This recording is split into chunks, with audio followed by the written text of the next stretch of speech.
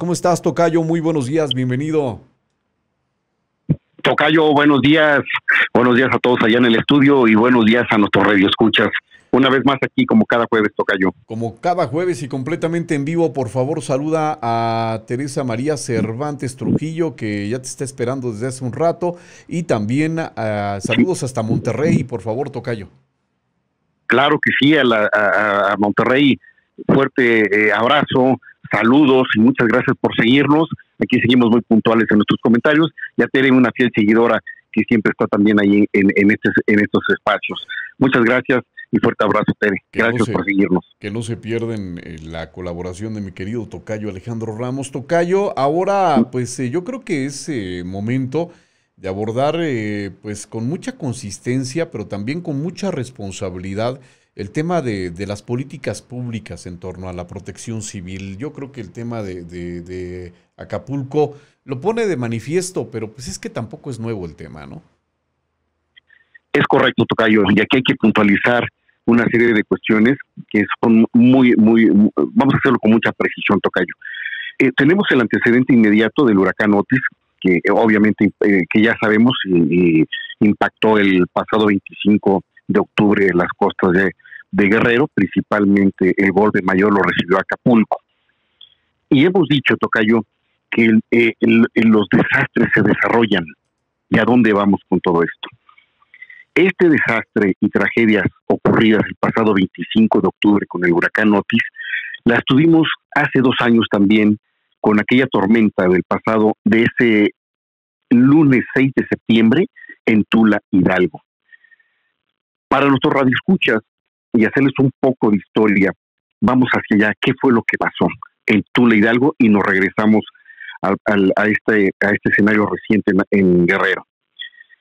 Estos desastres y tragedias siguen obligando a replantear las políticas públicas y que esas vayan enfocadas a hacer un diagnóstico serio, a fondo, científico, técnico, presupuestal y sobre todo con recursos humanos de alta, muy capacitados, de alto nivel. Estamos hablando que se tienen que revisar cómo operan los sistemas de protección civil a nivel nacional y regional en el país, y también qué tipo de tecnologías se poseen para anticipar las tormentas, huracanes, entre otros fenómenos naturales, para poder prevenir y movilizar con oportunidad a la población. Esto nos lleva a que aquella ocasión, en la tormenta en Tula, Hidalgo, el 6 de septiembre de 2021, hubo una confrontación en la hoy Coordinadora Nacional de Protección Civil, Laura Velázquez, y el hoy director del IMSS, Zoe Robledo. El segundo decía que nunca se le había informado de que el fenómeno iba a impactar en Tula, Hidalgo. Y obviamente vino el desbordamiento de un río que conduce a Aguas Negras, el río Tula, y ese río Tula, al desbordarse con aguas negras, impactó en aquel entonces al hospital del IMSS, el Hospital General de Zona número 5. Y ahí fue terrible el resultado. Recordemos, Tocayo, que ahí fallecieron. A consecuencia de esta gran inundación se fue la luz. Había pacientes que estaban siendo atendidos por COVID. Estamos hablando de hace 2 años, donde todavía los picos eran altos Sí. por la epidemia, por esta pandemia. Y pues obviamente colapsaron todos los sistemas de energía eléctrica y esto provocó la asfixia en 14 pacientes. Falló, hasta la planta de emergencia falló al inundarse todo se inundó de aguas negras, lo recordarás, Tocayo. Sí, sí, Y sí. Zoe Robledo fue muy puntual y le dijo a la Coordinadora Nacional, a Laura Velázquez, Coordinadora Nacional de Protección Civil, a mí nunca se me informó, nunca se le informó al IMSS, nunca se le notificó a los pobladores tampoco de Tula el impacto de este fenómeno natural. Así la dimensión. Lo que está reflejando, uno, hubo una falla en la transmisión de información. Dos, que no tenemos tecnología adecuada o la tecnología que posee, en este caso, la Comisión Nacional del Agua, a través del Servicio Meteorológico Nacional, los todos los instrumentos con los que posee la Coordinación Nacional de Protección Civil, que son casi los mismos. Hasta hace 2 años teníamos 17 radares en el país. Y estos radares, si ha subido las instalaciones de radares, Tocayo, pues serán unos 20 y no, o 25, no creo que pase de eso.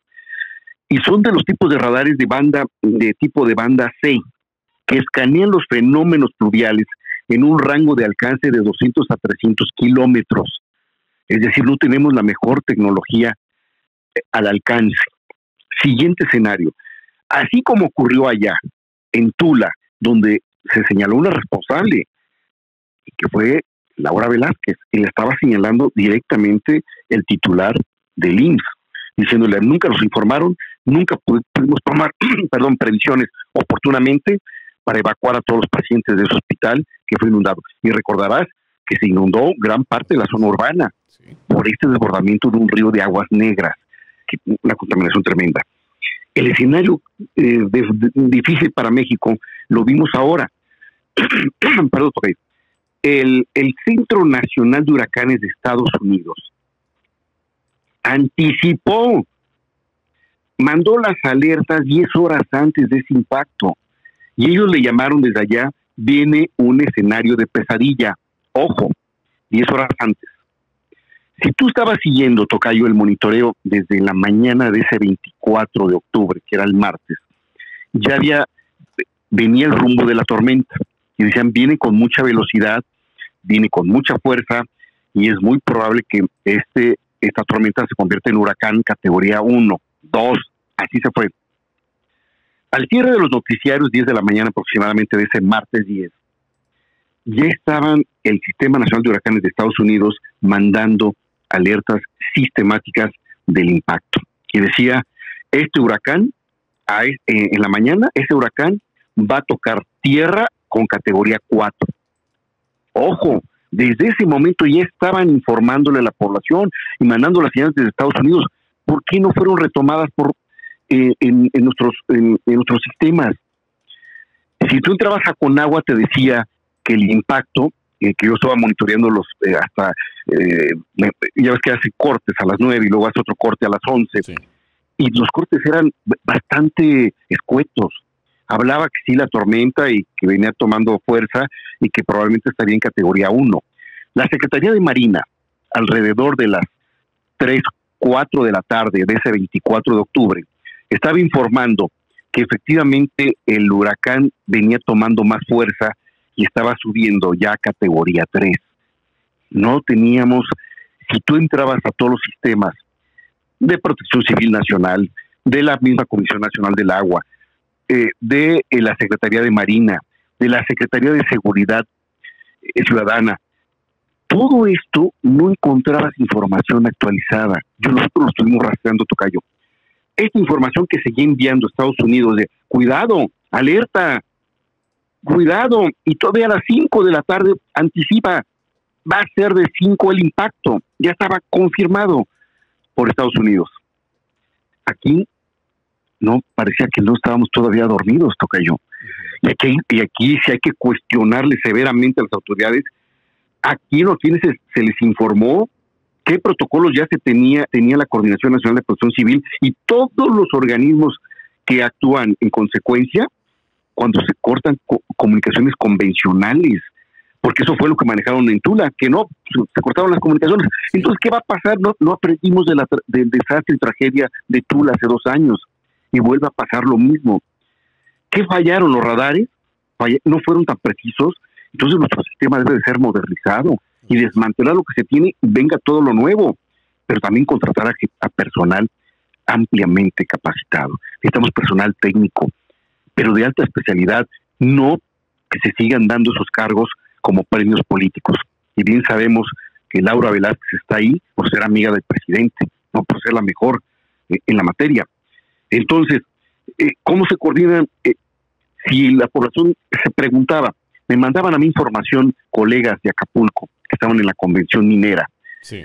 Todavía a las 11 de la noche, Tocayo, cuando estaban ya los vientos muy fuertes, suspendieron la cena.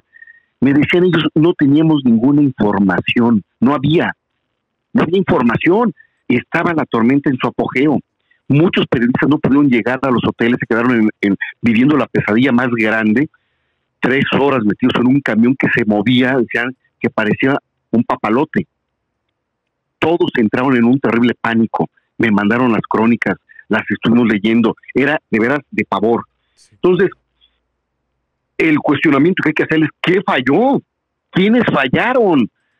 Sigue fallando nuestro sistema de monitoreo, así como falló hace 2 años en Tula y fallecieron 14 pacientes en el IMSS por inundación de aguas negras. Entonces no estamos aprendiendo de esas tragedias, no estamos aprendiendo y dejamos que se sigan corriendo los grandes desastres naturales. Esa es la magnitud. Si el Centro Nacional de Huracanes de Estados Unidos está informando, está transmitiendo, pues esos datos obviamente deben de ser recogidos por la autoridad mexicana y estarlos enviando. El sistema de agua, el Servicio Meteorológico Nacional y la Comisión Nacional del Agua, pues parecía que estaban de veras aletargados.